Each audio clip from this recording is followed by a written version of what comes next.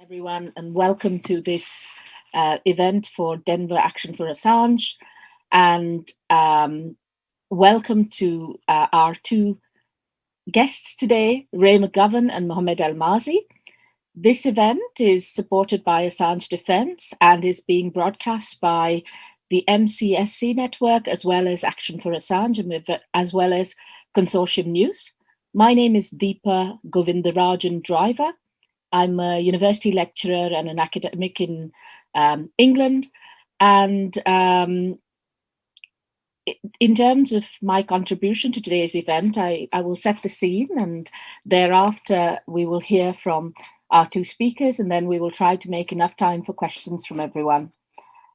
We expect to finish just in about an hour and 15 minutes. Firstly, let me start by welcoming all of you who have taken the trouble to listen to this webinar. The case of Julian Assange is really complex, and it's one of those cases which feels like not only that it has gone on for a very long time, it's also one that feels quite complex because of the number of nuances to it. And I thought it might be helpful, especially for those who are not familiar with the work of WikiLeaks, or with what Julian Assange did, to provide a little bit of an overview of what WikiLeaks brought to the world. Now, when Julian Assange, along with comrades, set up WikiLeaks, what seems like a very long time ago now, the context was one where the media was starting to move from quite a paper-based media system to a digital media system. This media context was also a situation where there were a number of oligarchs, just like we see now, oligopolists, who are controlling much of the media empire, controlling much of the narrative, problems of free speech, the right for citizens to know what their governments and what corporations were doing in their name were upmost in many people's minds. Also, in this context, we had a situation where, now that a lot of data was not just on paper, it was electronic, there was whistleblowers who previously would communicate with journalists, were now having more and more difficulty communicating the information because large volumes of data were present in electronic form. And WikiLeaks provided this wonderful new system where they brought in the innovation of what we take as for granted now, which is the Dropbox utility. So they brought in a secure digital Dropbox where whistleblowers, those who were inside these corporations, those who were inside governments, could tell us, ordinary citizens who were sitting outside and couldn't see past the complexity and the opacity of these institutions, what was really going on, and how our taxes, our money, our shareholder, our investments were being used by those who were supposedly supposed to protect our interests. In doing so, WikiLeaks connected whistleblowers and journalists through this secure platform that was such a fantastic innovation that to this day, there is security not just for the whistleblower, but also for the documents and the evidence that the whistleblower provides. Now, this is really important because it allows us to step away from a model where you may have an embedded journalist, perhaps sitting within a group of army operatives in Afghanistan or Iraq and feeling compelled because of loyalty to them to report the war in a certain way. Now being disintermediated in a way, and for us to be able to listen to their stories, of course, but also look at the evidence ourselves and see what's really going on. The veteran journalist Patrick Coburn has spoken about how, for example, they knew about the kinds of horrors that were going on at Abu Ghraib prison. They knew about the killings that were taking place in the streets of Baghdad, but they did not have the evidence that they needed in order to be able to get the New York Times, the Washington Post, or the Guardian to be able to run with the stories. And what WikiLeaks brought was this ability for journalists to interrogate the evidence, but also to defend positions when they were taking a very strong stance against very powerful entities. Now, this was really important because remember, journalists were under the pressure of a new digital news cycle where people have a very short attention span, and where news stories were running very quickly, where there wasn't time for enough depth. Sometimes journalists were under pressure to report 4, 5, 10 stories a day, at which point the quality of the journalism faltered. And it was also a point where much of the information that was provided through declassified files was coming in way too late for you to make proactive, positive changes to the way wars or criminality were taking place around the world. Now, while WikiLeaks is known for the war reporting that the evidencing of war that it did through the Iraq and Afghanistan war logs, what was really important was also the work it did in relation to companies like Trafigura, which many of you who may be activists in relation to environmental rights might be interested in, where Trafigura was dumping toxic waste off the Ivory Coast. And it was through WikiLeaks' releases that we were able to get this information. We were also able to understand that things which were relevant to local contexts, for example, people sitting in Tunisia could hear about local corruption because WikiLeaks partnered not just with the big media giants like the New York Times or the Washington Post, they also partnered with local media organizations that could review the evidence, make sure it was sound, and also tailor it to the context in which it was relevant, because corruption in Tunisia, for example, may not have been relevant to the average reader of the New York Times, but it did make the difference. WikiLeaks' releases did make the difference to throwing out a corrupt government there.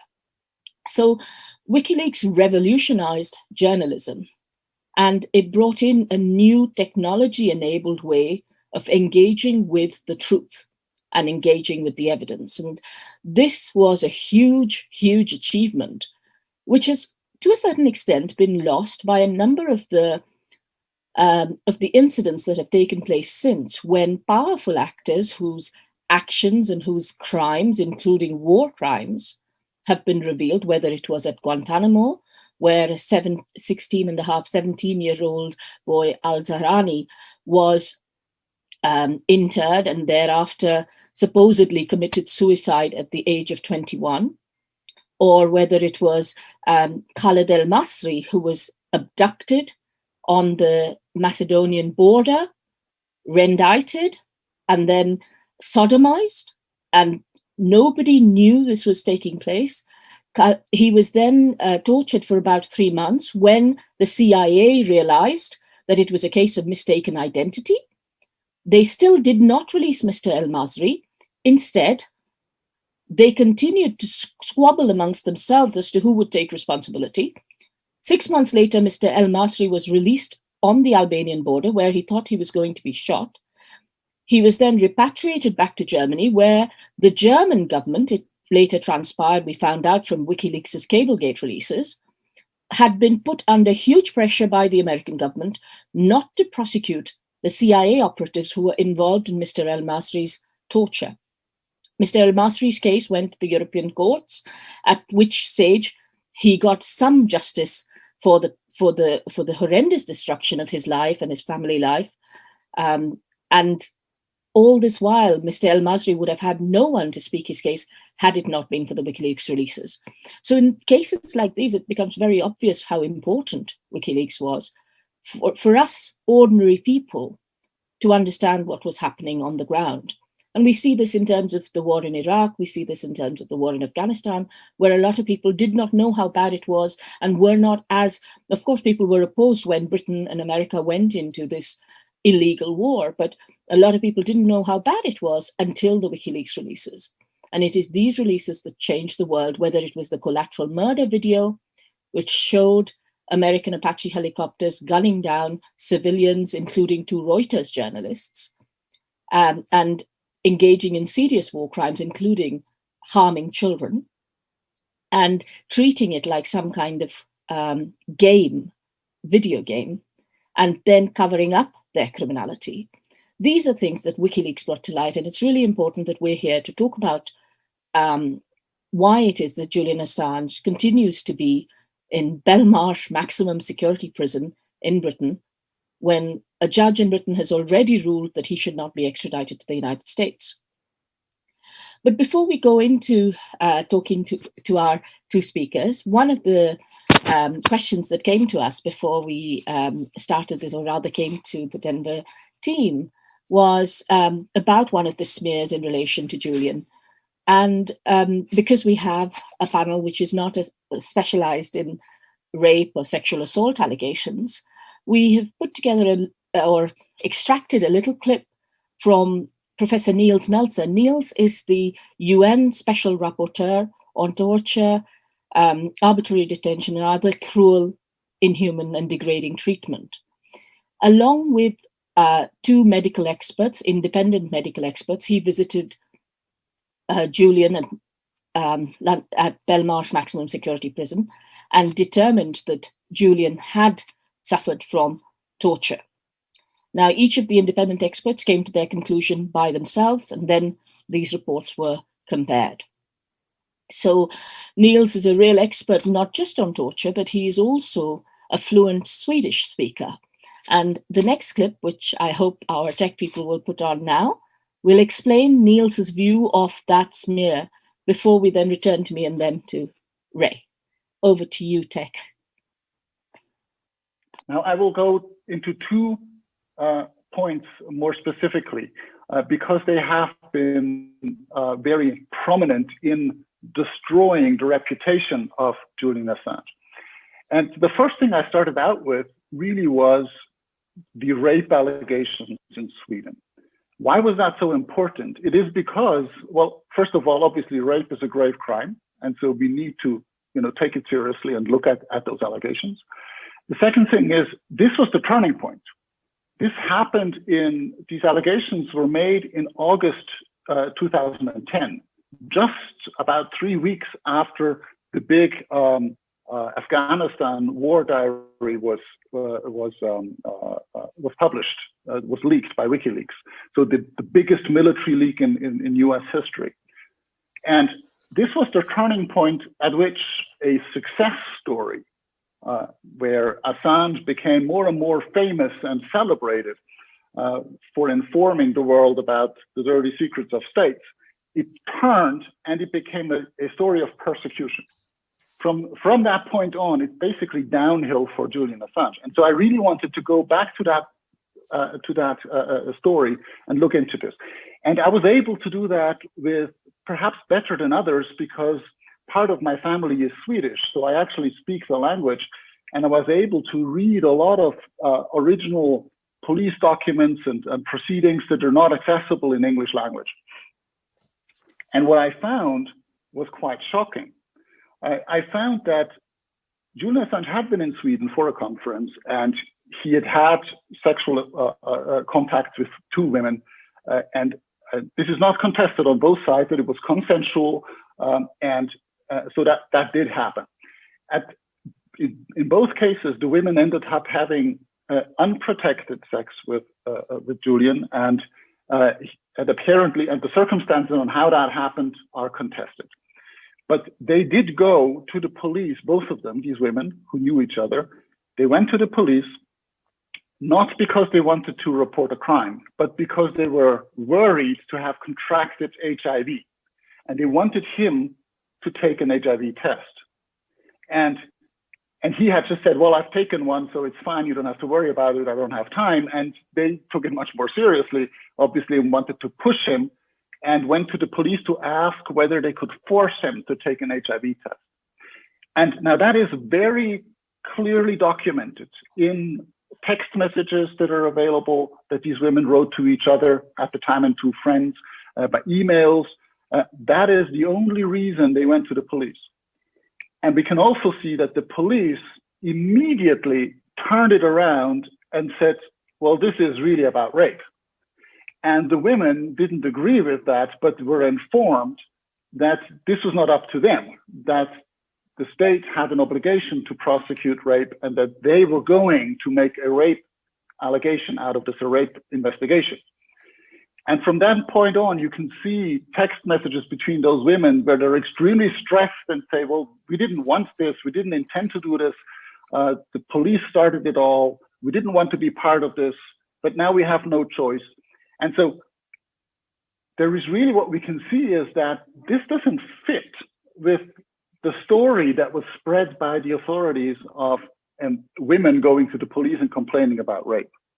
It looks much more like the police taking a case that had nothing to do with rape initially, but with unprotected intercourse and potential HIV infection, and turn it around and use it to their advantage, which was to portray Assange as a suspected rapist. Now, why would they do that?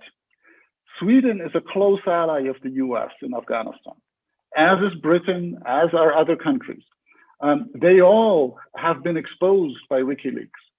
We should not make any mistake about this. Established governments don't like WikiLeaks because it threatens their way of operating, where they can basically do their business in secret and very often, unfortunately, behind the backs of the parliament and even the public of their own countries. And when we see the types of things that WikiLeaks published, it really embarrassed all these governments, and not only embarrassed them, but it even brought evidence for war crimes and very serious cases of corruption and human rights violations.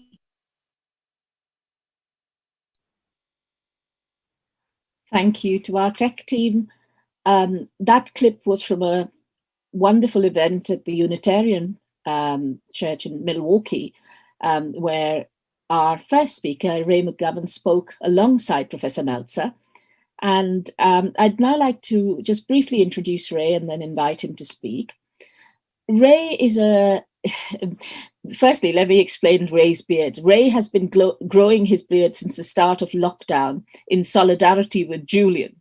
So I think that's something to be noted in itself. But Ray's not just known for the beard. He's also a former CIA officer turned political activist, and was one of the co-founders of Veterans for Peace. Or have I? I'm sorry, I must have pronounced that wrong. Ray was a CIA analyst from 1963 to 1990, and in the 80s chaired the National Intelligence Estimates and also prepared the President's Daily Brief. He received the Intelligence Commendation Medal on his retirement, but it returned it in 2006 to protest the CIA's involvement in torture. So this is someone who's an insider who is now sitting on the outside and helping us to really understand what's going on behind the scenes.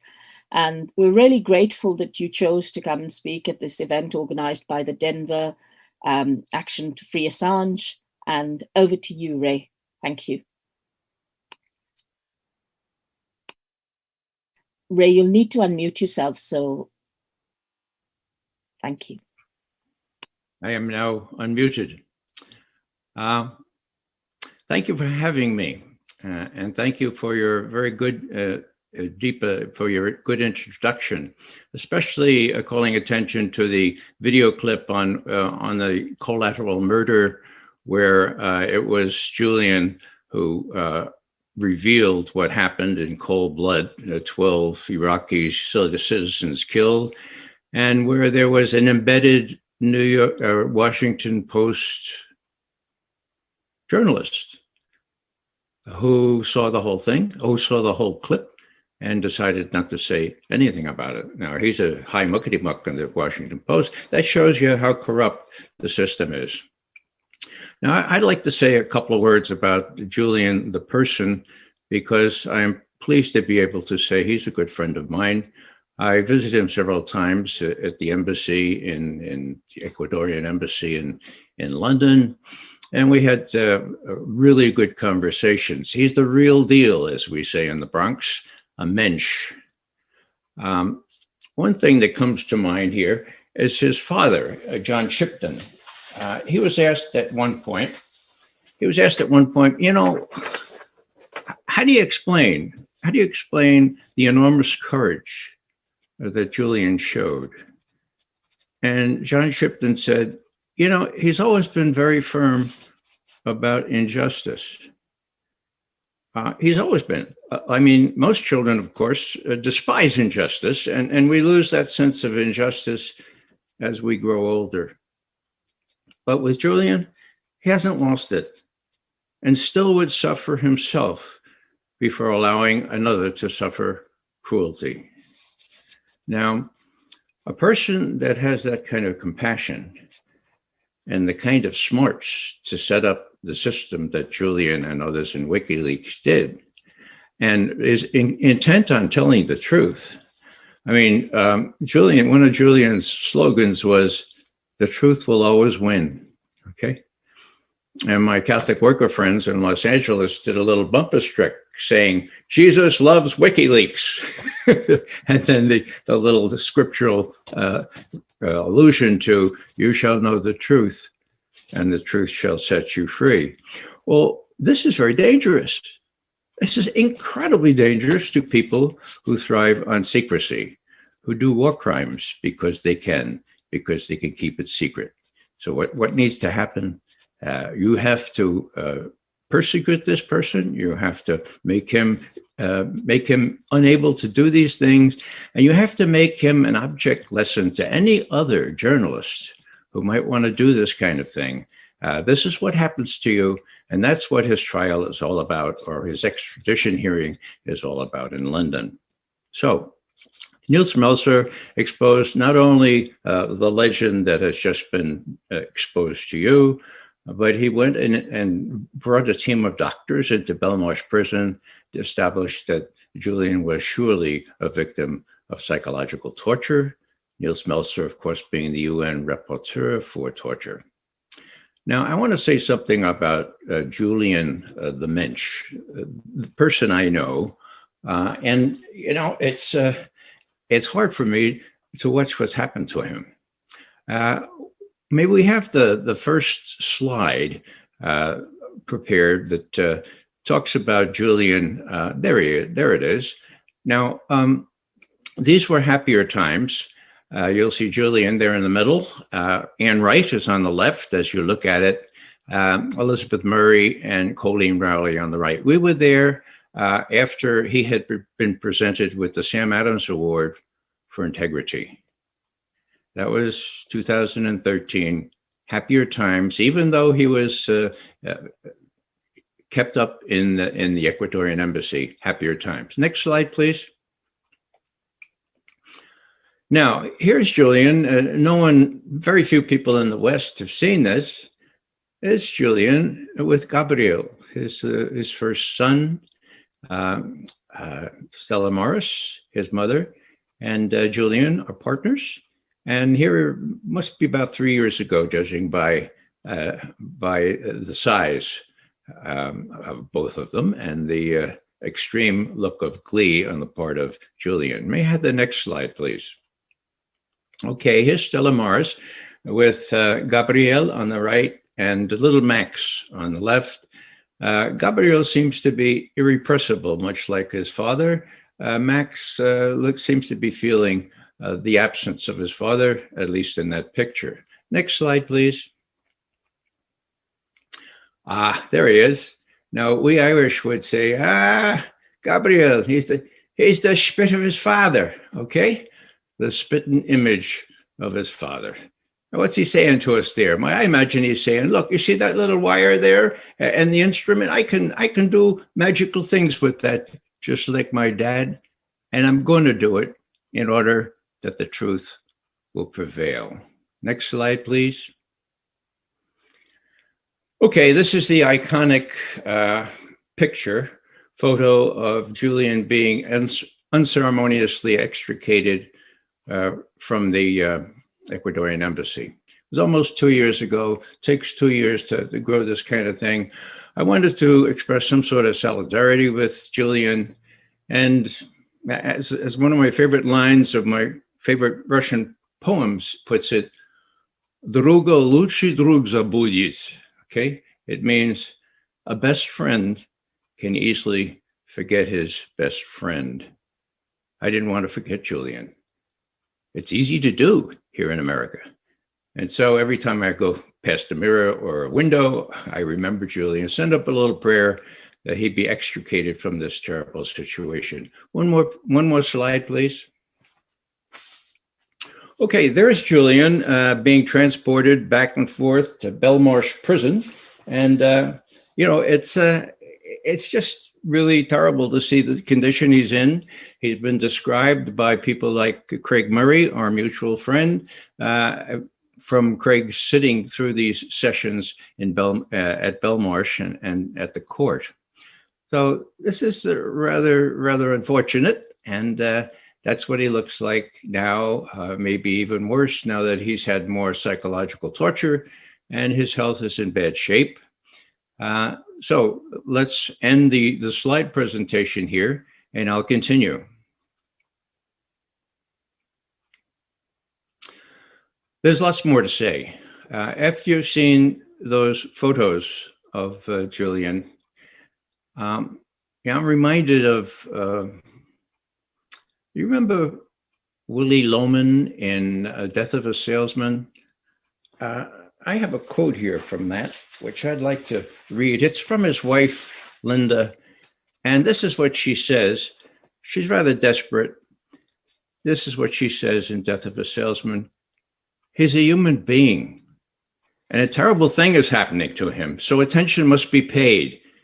He's not to be allowed to fall into his grave like an old dog. Attention must be paid, finally, to such a person.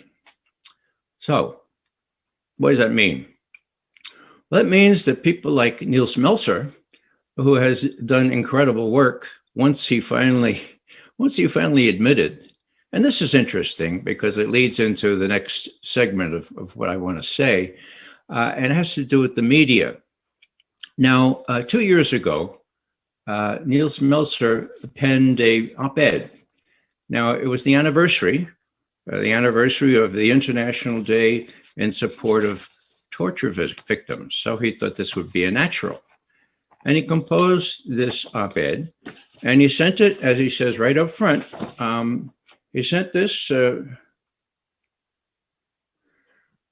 the Guardian, to the Times, to the Financial Times, to the Sydney Morning Herald, the Australian, the Canberra Times, the Telegraph, the New York Times, the Washington Post, Thomson Reuters, and Newsweek.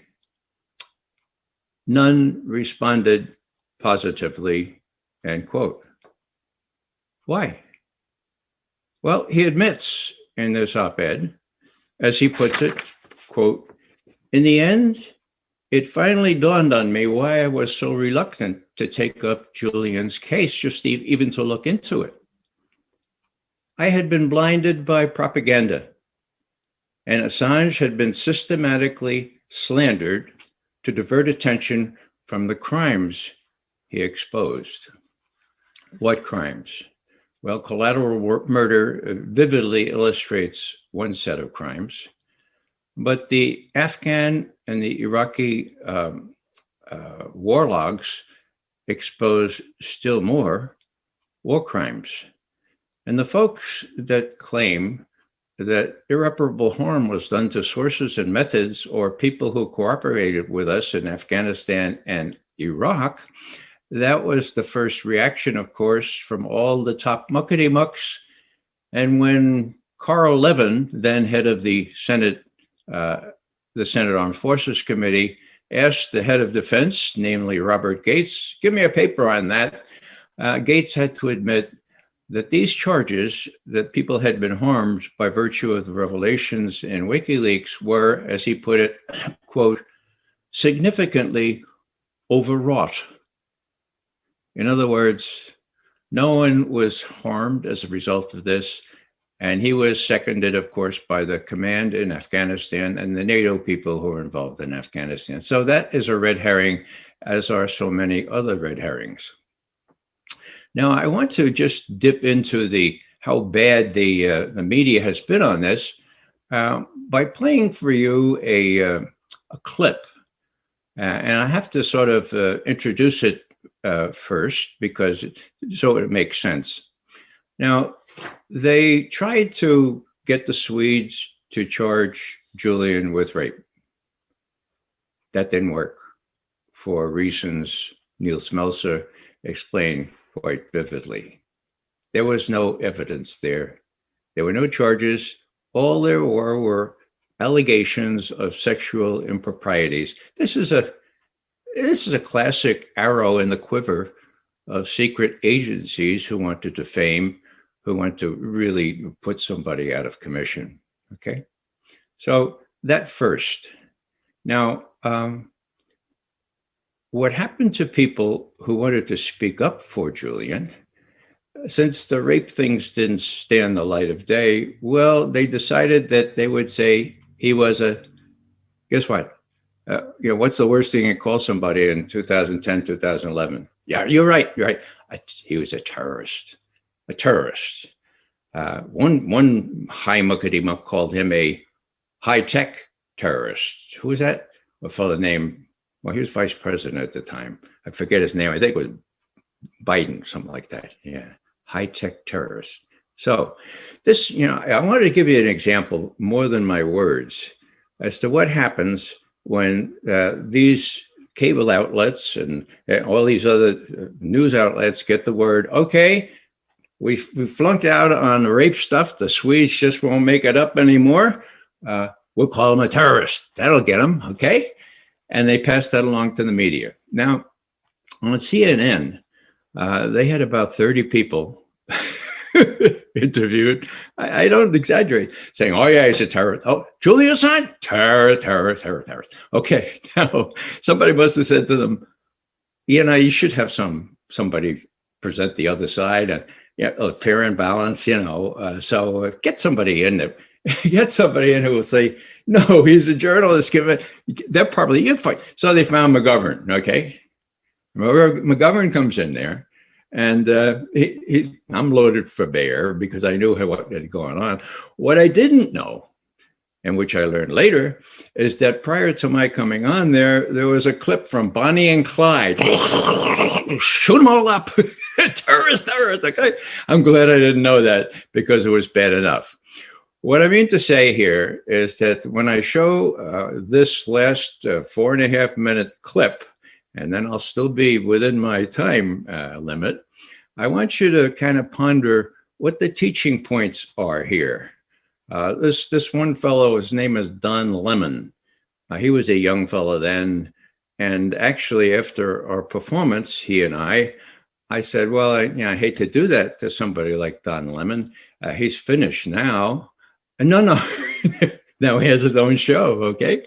How about McGovern? Well, McGovern hasn't been on CNN domestic since then. That's more than 10 years ago. So you pay a price if you say the truth. And of course, Julian is paying a very, very heavy price. So if I can ask our wonderful technical person to be ready with that clip. Now, I have to warn you that there will be a 10 to 15 second kind of blank before it plays. So please don't go away. It'll come on, and then I'll just finish my remarks by saying, please draw the conclusions that you can from this little clip. In spite of public protests, it is clear many leaders in American government think the founder of WikiLeaks is a criminal.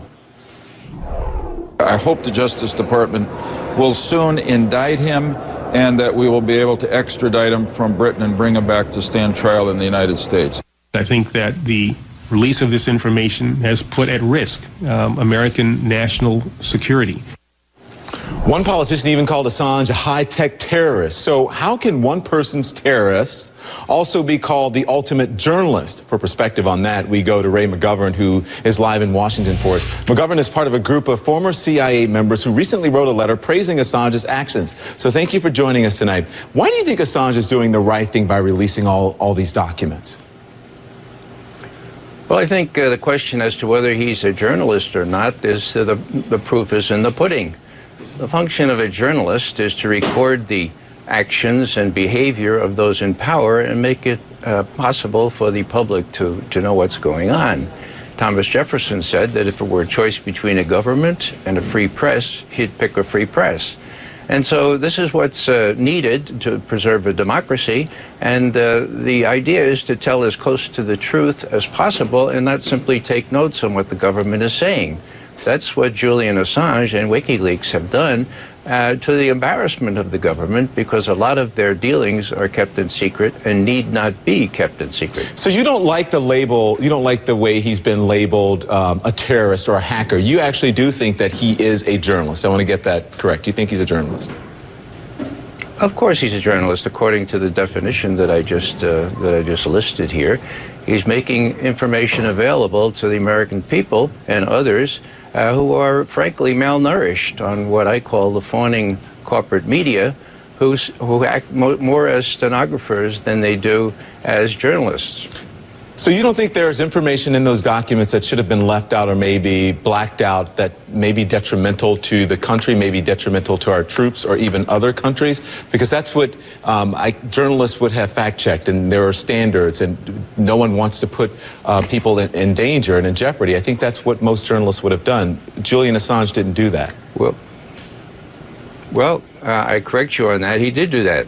He made that information available to the Pentagon and the State Department, and they refused to expunge it. They refused to redact it. Now, what has been released? It is a canard. It is a red herring to suggest that lives have been put in danger. The only lives that have been put in danger are the troops that we sent over to Iraq and Afghanistan under false pretenses. Now, the Secretary of Defense, Robert Gates, has said that these reports about lives in danger are greatly overwrought, his word, okay? He said that no sources and methods have been compromised. NATO has said the same thing, and our command in Afghanistan has said the same thing. Not one person has been identified as having been spat upon, much less imprisoned, because of these documents. Now, that doesn't mean that the pundits here in this country don't say it 10 times a day. Saying it 10 times a day does not make it true. His attorney said the same thing on the steps of the courthouse, that this was a setup, talking about the charges in Sweden. This was just one way to get him into custody, to keep him there, and that this is what journalists should be doing. So you really think we, and I'll say we, I'm a journalist, you think we have it wrong, and that he is actually not a pariah? We should be praising him and following his lead rather than calling him a pariah? Yeah, actually, with all due respect, I think you should be following his example. Seek out the secrets. Find out why it is that my taxpayer money is going to fund trafficked young boys performing dances in women's clothing before the Afghan security forces who we are recruiting to take over after we leave. Take a look at the documents and see the abhorrent activities that our government has endorsed or done through its contractors, and then tell me you don't think the Americans can handle that. Well, I think they can handle it, but they can't handle it if they don't have it. All right, Ray McGovern, thank you. Appreciate your time. That's going to have to be the last word. You're most welcome. When we come right back here, a closer look at the cyber attacks launched in support of Julian Assange and just how vulnerable. Ray, did you want to come back in with a few final comments?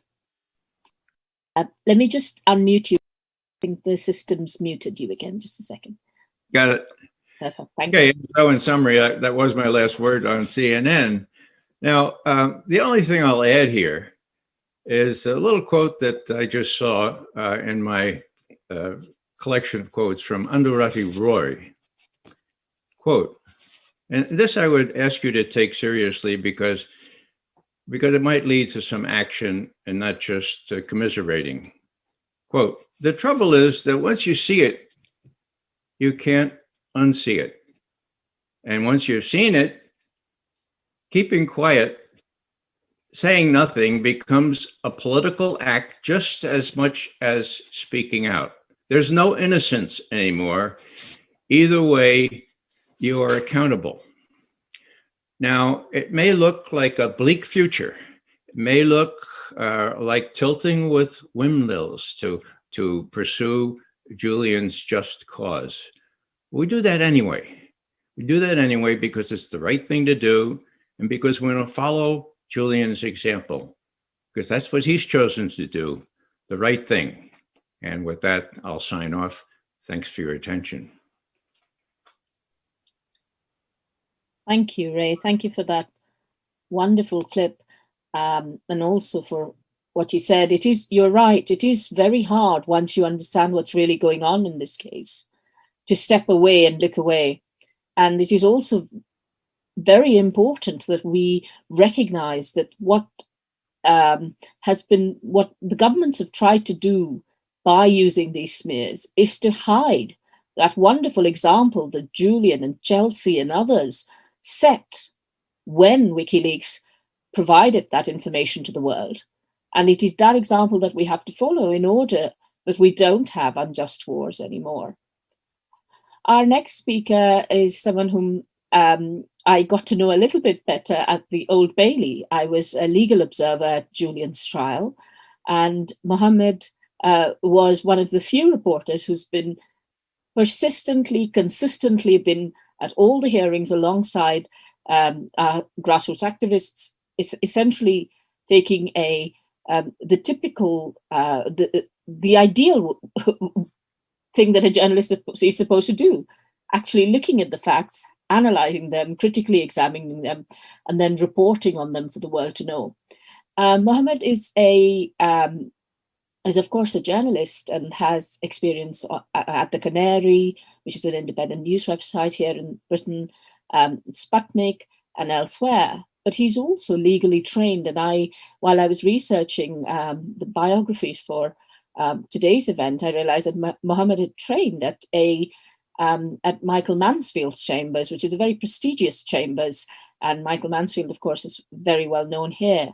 So he has a legal background, and I'm hoping that Mohammed will be able to tell us a little bit about not just how the case has unfolded. And of course, most of you will have heard that 40 NGOs, including Reporters Without Borders and Amnesty International, were disbarred from attending Julian's extradition hearings on the first day of the hearings in September, which meant that the coverage in Britain, at least, was extremely poor, although it was much better than it had been before.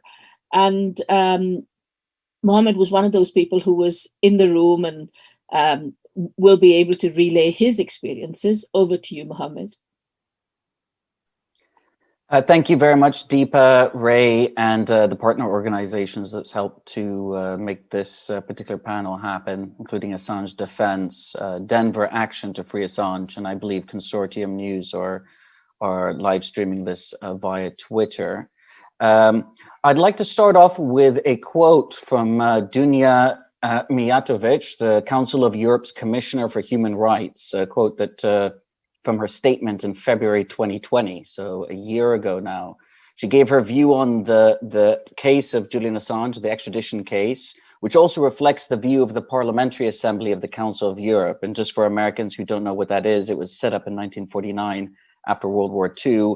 It's the body that set up the European Court for Human Rights, and the UK is a founding member and remains a member to this day, despite leaving the European Union. Those are two separate organizations.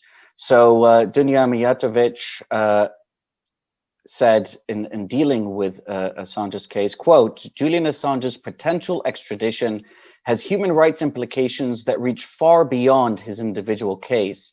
The indictment raises important questions about the protection of those that publish classified information in the public interest, including those that expose human rights violations. The broad and vague nature of the allegations against Julian Assange and the offenses listed in the indictment are troubling, as many of them concern activities at the core of investigative journalism in Europe and beyond. Consequently, allowing Julian Assange's extradition on this basis would have a chilling effect on media freedom and could ultimately hamper the press in performing its task as purveyor of information and public watchdog in democratic societies. These sentiments have been echoed by Amnesty International, the National Union of Journalists, the European Federation of Journalists, the International Federation of Journalists, Reporters Without Borders, the American Civil Liberties Union, and the Freedom of the Press Foundation, to name but a few. Even papers like The Guardian, the New York Times, which played such a strong role in perpetuating various smears against both Assange and WikiLeaks, despite making use of its documents and revelations, have written editorials opposing the charges as a threat to press freedom. And I would just suggest that audience members, if you're unaware of the positions taken by these various organizations, ask yourself why it is that that hasn't been clear over the last couple of years of media coverage, because that's quite significant. There have, of course, also been open letters signed by scores, if not hundreds, of lawyers and jurists, academics, political figures worldwide. It's important to note that the indictment against Julian Assange is entirely focused on his role in obtaining and publishing national security or national defense documents from 2009 to 2011, provided to him by US Army whistleblower Chelsea Manning. These files are known collectively as the Afghan diaries, the Iraq war logs, the Guantanamo Bay detainee files, and the diplomatic cables, which were referred to in part both by Ray and Deepa at the outset of this event. They have nothing whatsoever, the charges, the 18-charge indictment, has nothing whatsoever to do with the 2016 election or anything else, and it never has. 17 out of 18 of those charges are under the Espionage Act, which has never before been used to prosecute a publisher. That's the 1917 Espionage Act. Key things to understand, and which were discussed heavily during the extradition hearings in September, is that the Espionage Act is, and the charges that are levied against Assange under the Espionage Act are strict liability offenses. No harm is needed to be proven. So even if the prosecution flatly says at the beginning of the trial, we have absolutely no evidence whatsoever, we accept that we have no evidence whatsoever that Assange, that the revelations from WikiLeaks, which were also published by other outlets as well, led to any harm coming to a person, it's irrelevant. No harm needs to be proven. And I don't think the prosecution would say that. They would try to suggest that some people might have been harmed, even though they can't actually prove it. His intentions and motivations are also irrelevant. So so if he tries to explain why it is that he published information that he did, the prosecution can object, and the judge, if past cases where leakers were prosecuted, because as I said, a publisher has never been prosecuted, if past cases are anything to go by, it is now settled law that motivations are also irrelevant. Like I said, it's a strict liability offense. Did you obtain these documents? Yes. Okay, guilty. That's 10 years. Did you publish these documents? Yes, guilty. That's another 10 years. And there, like I said, there are 17 charges under the Espionage Act alone, each carrying a maximum of 10 years. That's 170 years. Even if were he to be convicted, even if he were to receive a third of that, that's still an effective life sentence. The trial would also be at the so-called Espionage Court in the Eastern District of Virginia, where the jury pool comes from areas dominated, where the employers are dominated by the CIA, the FBI, Homeland Security, the US Pentagon, so that's the armed forces, and various weapons manufacturers. So the jury pool would come from workers or retired workers from those institutions or their family members, almost certainly. It has a near, if not 100% conviction rate in cases brought against people who are leakers, as I say, or people charged under the Espionage Act. It's also important to remember that something else, that Assange is not a US citizen. He never took an oath to serve the interests of the CIA or the US Pentagon, nor was he present or based in the United States at the time of the leaks. WikiLeaks as well is not based in the United States. And the chilling effect here cannot be underestimated. And I'll just refer to a quote from Ben Weisner of the American Civil Liberties Union when he was referring to the US indictment against him. Quote, "For the first time in the history of our country, the government has brought criminal charges against a publisher for the publication of truthful information. This is an extraordinary escalation of the Trump administration's attacks on journalism and a direct assault on the First Amendment. It establishes a dangerous precedent that can be used to target all news organizations that hold the government accountable by publishing its secrets. And it is equally dangerous for US journalists who uncover the secrets of other nations. If the US can prosecute a foreign publisher for violating our secrecy laws, There's nothing preventing China or Russia from doing the same, end quote. And as Ray McGovern noted in that clip that we've just heard, attempts to focus on Assange as an individual distract from what he did, which relates to what the First Amendment understands to be journalistic activity. So it is quite frankly irrelevant whether the corporate state, as it were, so that is corporate press or government, considers someone to be a journalist. Under the First Amendment, it is the activity that is protected, journalistic activity. So the publication of material or the reporting on material. So if a doctor sees an event outside of his house, police engaging with some people, he films it, publishes it online, that could be said to be journalistic activity, even though they are a medical professional. It would be irrelevant. You can't say that that doctor's actions aren't protected because he's actually a doctor. And in Assange's case, his focus is as a publisher of information. It's also, I think, an interesting point to raise that WikiLeaks thus far, and this is a perfect record that is difficult to maintain, but thus far has a perfect track record of publishing information that is truthful. There is yet to be a single document that WikiLeaks has published that has been shown to be false. There is no other news outlet that I'm aware of anywhere in the world that can make such a claim. I can't make such a claim. I've actually had to go back and amend articles I've written and update them and correct them to say, even on little things, that this name was misspelled, or this thing didn't happen at this date, or what have you, to clarify an article. I don't want to run over too much with time because I'm aware of the fact that there may be there's question and answer section as well, where people are going to want to ask questions. But I do think it's important for people to understand that the charges have always been about his role in publishing, obtaining and publishing those documents. And people may not be aware, but there is no charge alleging that Assange has actually hacked documents. There's only one charge, a potential 5-year sentence under the of conspiracy to commit computer intrusion, which relates to a discussion that Julian Assange had with Chelsea Manning in relation to whether or not, where Manning was asking Assange whether or not he might be able to help her to crack a password hash. But that had nothing to do with her obtaining documents. She already had access, as we've seen, to hundreds of thousands of documents, as did hundreds of thousands of other employees of the US government, both in the armed forces and in the national security state.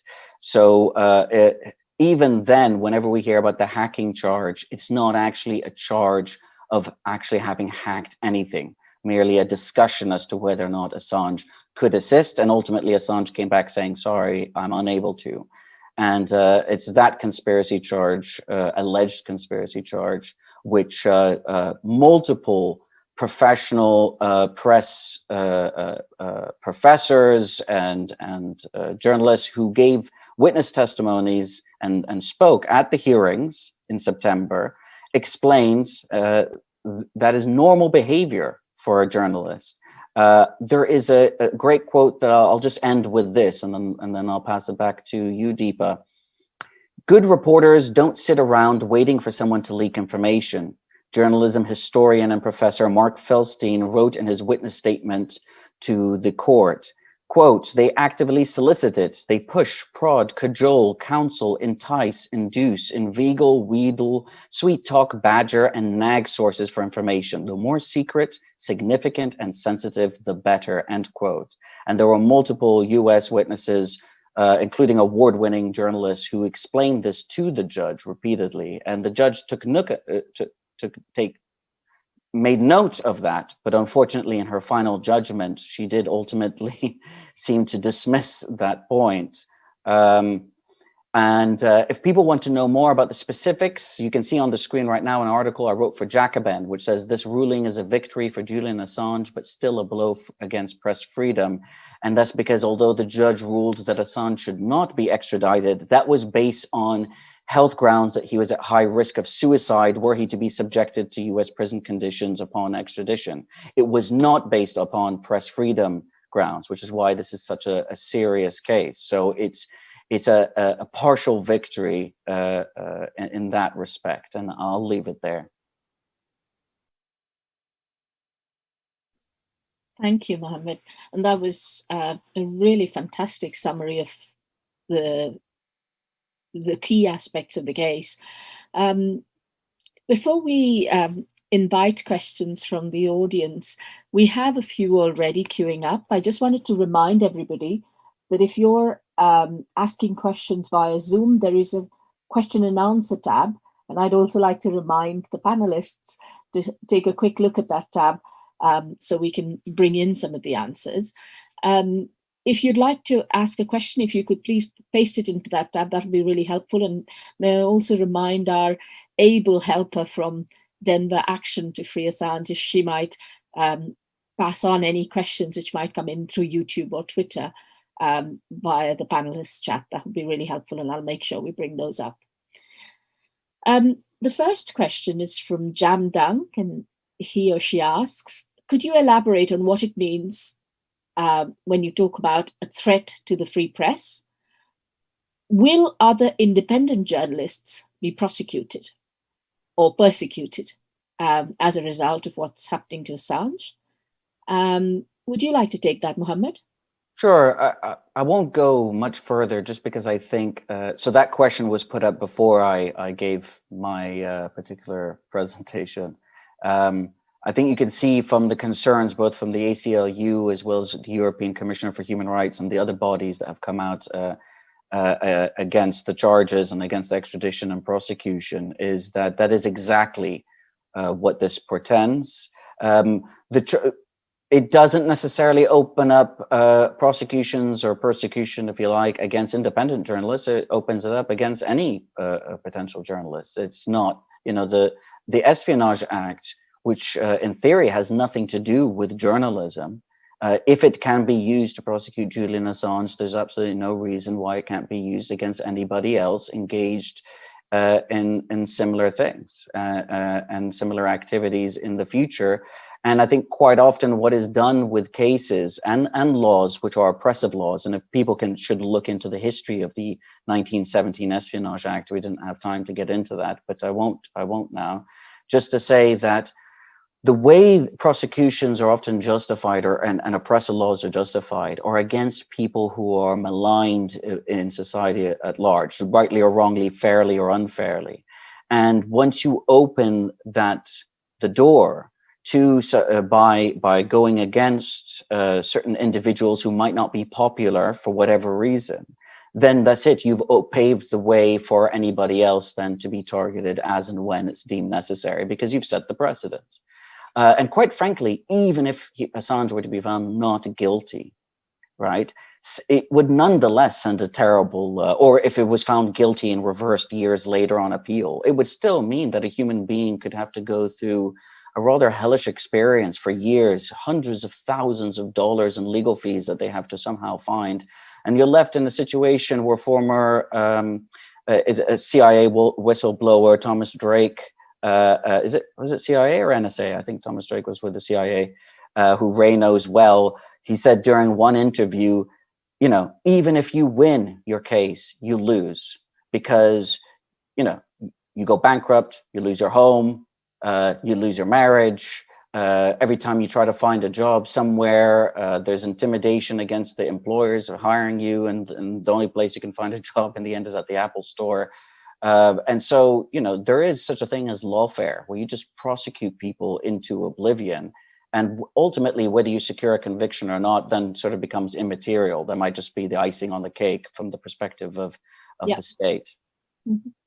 I think one of the reasons I brought it back up is it's also very, very dangerous for activists around the world. The Assange precedent that is being set means that if you handle classified information, and governments, of course, classify information not just because there is something hugely top secret about it.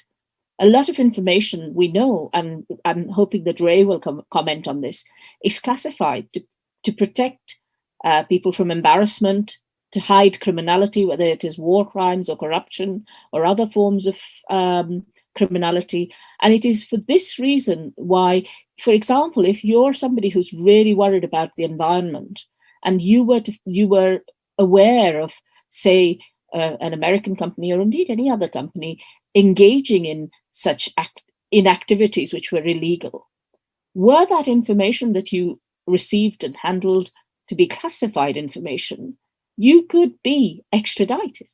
And that's really worrying for ordinary activists who are hoping to hold powerful corporations and powerful governments to account. Ray, did you want to add to that? You might have to unmute yourself again. I find no need to add to any of that. It is intimidation, pure and simple. If this precedent is set, no publisher, no journalist can live and do his or her job without worrying about being prosecuted by the United States, wherever you live. Greenland, Antarctica, Australia, wherever you live, the long arm of the US Justice Department can get you. Now, one thing I would add is simply that when President Biden was vice president, he and Obama avoided doing this for precisely those reasons. It's so crassly at cross purposes from this First Amendment of the Constitution of the United States. They talked about the New York Times problem. Well, that meant that if they prosecuted Julian, they would have to prosecute the New York Times because the New York Times reported the same stuff. And so they held back. And so there is some hope, it seems to me, that we can persuade Biden, hey, you were right the first time. You were right in not prosecuting or pursuing Julian Assange. Now, to do that, Biden has to face into what I call a national security state, who is dead set against letting Julian off. We'll see if Biden has the guts to do that. It's an uphill battle. Well, that's just wait and see, but I would not rule it out. Thanks. And our next question asks if someone can talk about about a topic that we haven't really covered in our discussion so far in any depth, which is this case that took place, that is currently taking place in Spain, about a Spanish security firm which was hired by the Ecuadorian embassy to provide protection for the embassy, but instead chose to, I'm just going to make sure everybody can see this both on the chat and elsewhere, instead chose to surveil Julian, and the links that this company had with Zohar Lahav and other people who worked for the Las Vegas Sands Hotel. And it is very interesting how privileged conversations were spied upon. And we know that in Daniel Ellsberg's case, the fact that his psychiatrist's office was broken into was one of the reasons the case was thrown out. But in Julian Assange's case, despite the fact that not only has there been a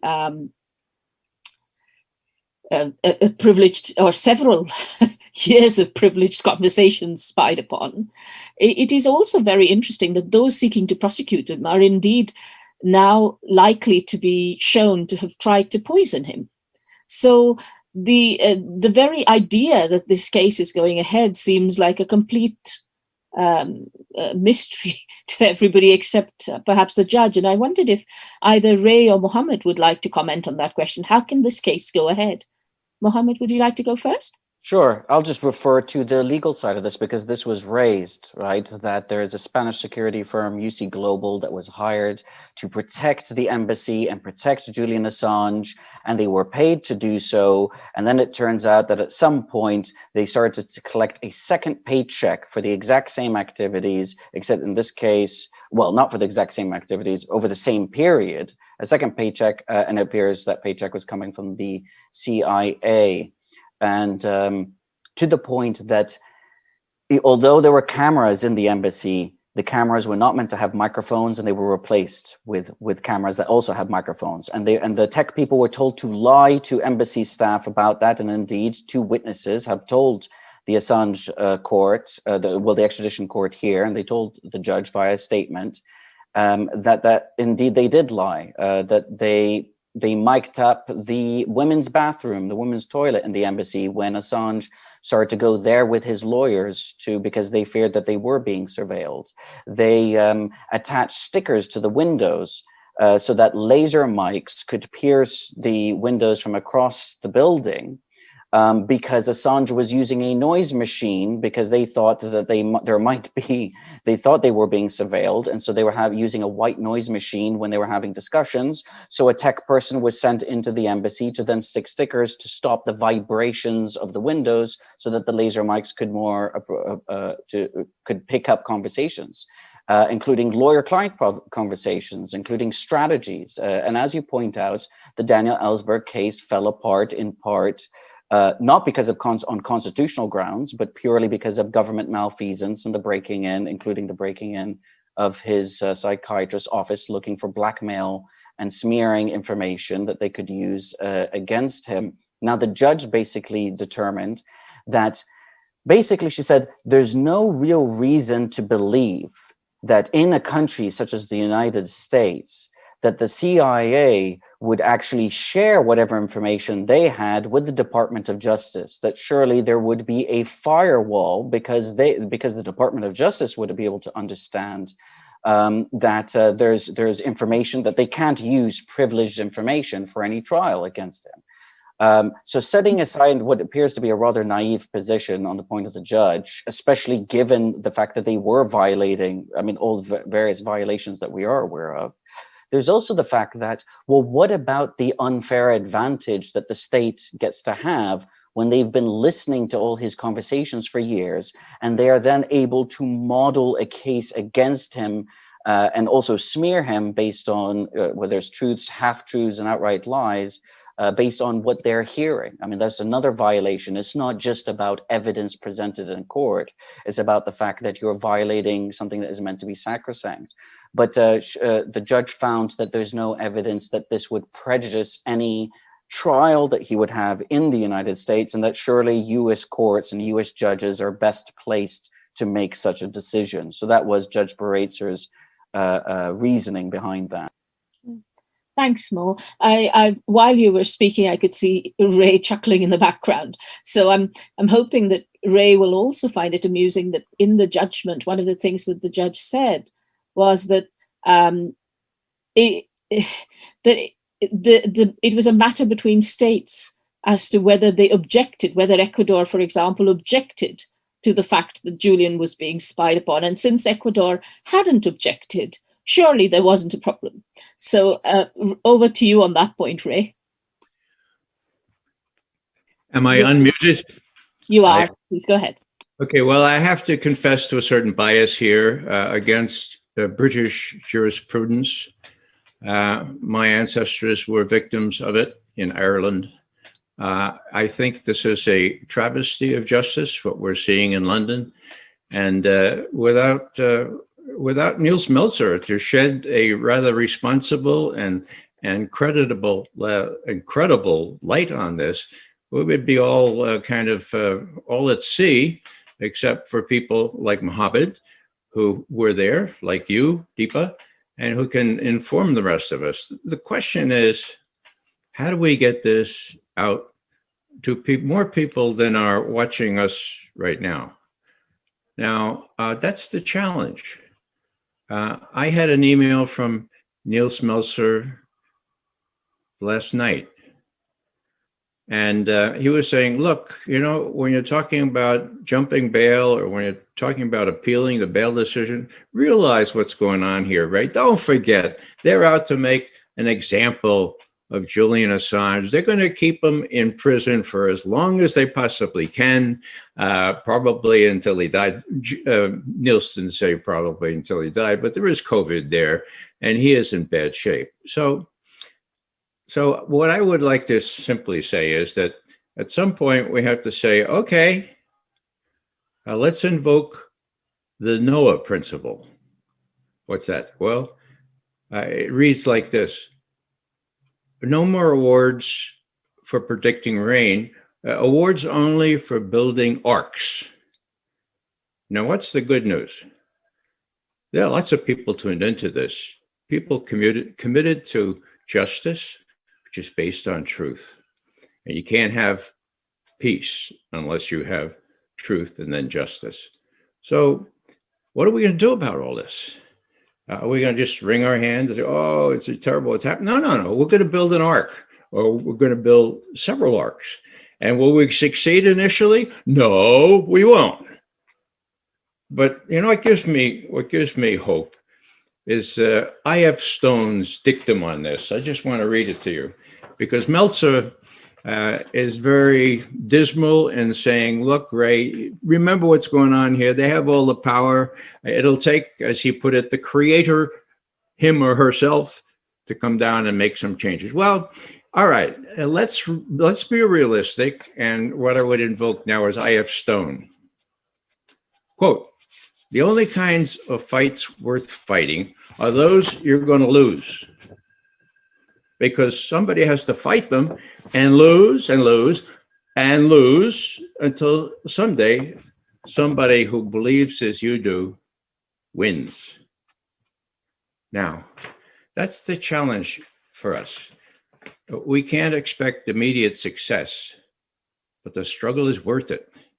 And someday, if we're faithful, if we're not diverted by some sort of need for success, if we're faithful, as Julian Assange has been, we're going to win. We're going to vote freedom. We're going to invoke freedom of the press and the media. There are enough Americans that just are not educated about all what's going on, who will come and join us if we do our homework and do our work in the street. So let's build some arcs in all this and not just complain about things. Let's be realistic, as Niels Meltzer is, but let's also be hopeful, as E.F. Stone tries to persuade us to be. Thank you, Ray. We have a couple more questions, and one of them is about the judge's refusal to allow Julian's extradition. And although we won't have time to take that question today, I will direct you, I'll put it in the chat, and I'd be grateful if somebody could copy that over to YouTube and Twitter, a recording from an event yesterday where we had CIA whistleblower John Kiriakou, we had the hacktivist and tech security expert Lauri Love, and academic and one of Julian's old friends and colleagues, Dr. Suelette Dreyfus. And they talked about that question, and I'll put that in the chat so you can listen to it at some length. But our last question for tonight, because we're very close to the time we said we would end, is directed at you perhaps, Ray, which is, what is the importance of the Vault 7 documents release, and how do they differ from what Edward Snowden released? And I wondered if you might like to say a few words about that. Okay, I'd be happy to. First off, Ed Snowden is a free man to the extent one is free by being kept out of one's native country. He lives in Russia, and he was rescued by none other than Julian Assange. Not many people know that, but that's how it went down in Hong Kong when Ed Snowden himself said, they're going to get me. The CIA station is right down the path there, right down the street, and they didn't get him. Why is it they didn't get him? Well, because Julian Assange called in all his chits from people he knew in Southeast Asia and around Hong Kong, and he got him out on that airplane headed toward Cuba, but landing in Moscow. The reason that Ed Snowden is in Russia is because the State Department revoked his citizenship, his passport, and the good news is that just as Julian Assange has generated new life, some of you may not know that Ed Snowden, too, has a newborn son. Now, so Julian was responsible for that.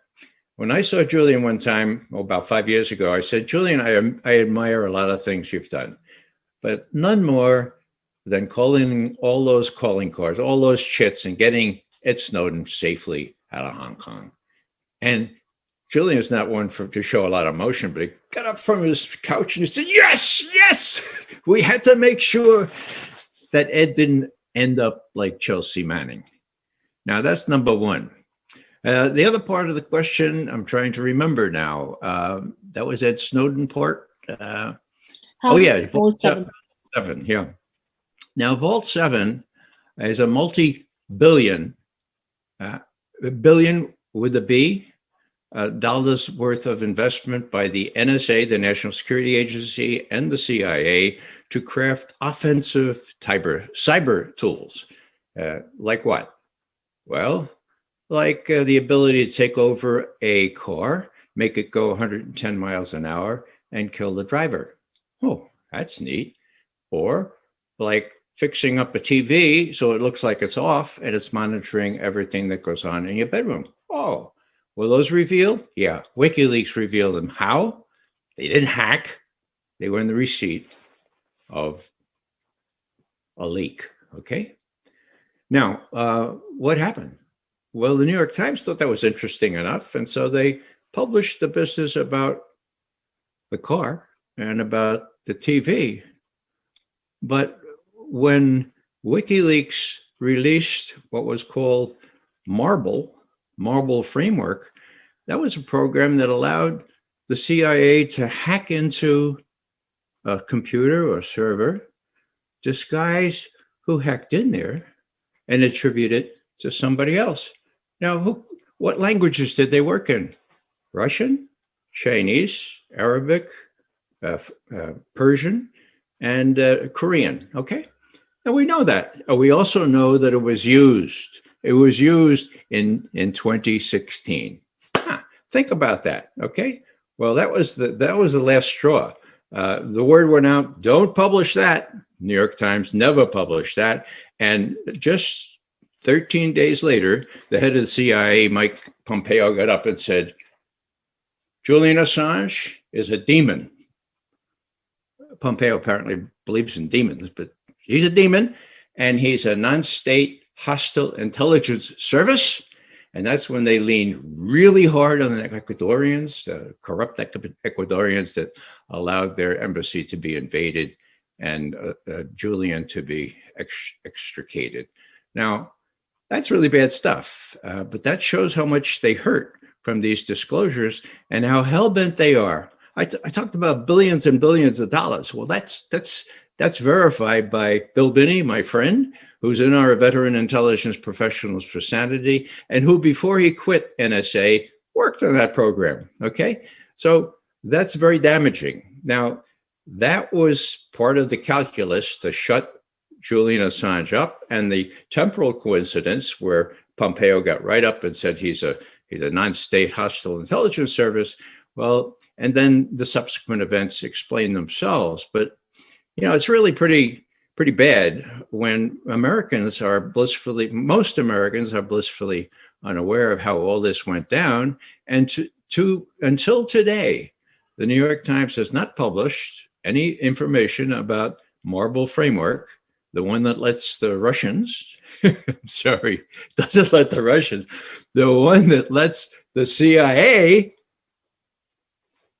enter a computer or a server, and I repeat, disguise who it was that entered, and they worked in these languages, including Russian and Chinese. So think about what that might mean. Think about what ability that would give the CIA to blame, I don't know, maybe the Russians for hacking into, I don't know, things like the DNC emails.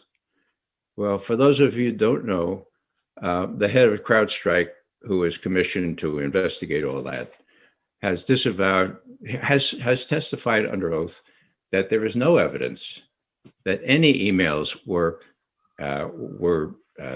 hacked from the DNC, not by Russia, not by anybody else. So, but that, you know, the flavor of that charge still hangs over Julian Assange. That what could be worse? I'll finish with this. What could be worse than being responsible for 4 years of Donald Trump? Hard to imagine anything worse than, right? Okay, so if you can blame Julian Assange for that, whoa, so much the better. And if you can blame the Russians, so much the better. So Julian, now I would say this, Julian had the information. I repeat, he didn't hack it. Neither did the Russians. He was in receipt of a leak. That's why they call it WikiLeaks, okay? Now, what was he to do? Was he to suppress that because it was so close to the election? No, that's not his job. His job is to get things out into the light of day. Now, could they have hurt Hillary Clinton? Well, I imagine so. Why? Because what they showed was that Hillary and the DNC hopelessly prejudiced the chances of Bernie Sanders becoming the candidate. It's right there in the email. So, to the degree that WikiLeaks published those things, and they were authentic, and they were really bad for Hillary Clinton, well, one could make a reasonable argument that, yeah, that hurt Hillary Clinton's attempts to become president. But that's beside the point. Was it true? Was it accurate? And was it the receipt? Was it the result of receipt of a leak? And that's all those things are right. And so if they get Julian Assange and make an example of him, God help the rest of us, because freedom of the press, as Neil Smeltzer has said many times, will be down the tubes if Julian is made an example of in the way they seem determined to do. On that note, I'd like to thank our panelists, Mohammed and Ray. Thank you very much for your time and for explaining so many things so simply and so effectively to all of us. I'd also like to remind you that this journalist and publisher is sitting in Belmarsh prison, locked down 22 hours a day in a wing which had a COVID infestation some months ago. He was supposedly sent warm clothes in September, and the prisons received them. But since then until now, those have not been delivered from the prison's basement. So Julian continues to prepare for the trial of his life, while being distracted, of course, by the lack of warm clothing, the lack of decent heating, which, given that the UK has gone below zero several times in the last few weeks, it is just astonishing and abhorrent that anybody would be treated that way, leave alone a journalist and publisher who is innocent and whose case has been thrown out of court. So on that note, I'd remind you to link up with Denver Action to Free Assange and with other local groups which are campaigning to free Assange. You have the broader Assange Defense Campaign. On their website, you can find loads of information about the case, and that's one thing you can do. You don't have to be an expert. You don't have to be Ray McGovern or Mohammed El-Mazi to talk about this. You can talk to your friends and neighbors and bring them to the campaign. And a lot of these cases are not won just in court. They're won by public opinion outside the court, putting pressure on courts to do what's right, rather than the pressures that courts find themselves under from corrupt politicians who wish to find a particular outcome that suits them and doesn't embarrass them. So I'd urge you to speak up, speak now. This is really important. No matter which cause you're involved in, whistleblowers matter, publishers matter, journalists matter. And therefore, please join us in working to free Julian Assange. Thank you very much for listening. Goodbye. Thank you.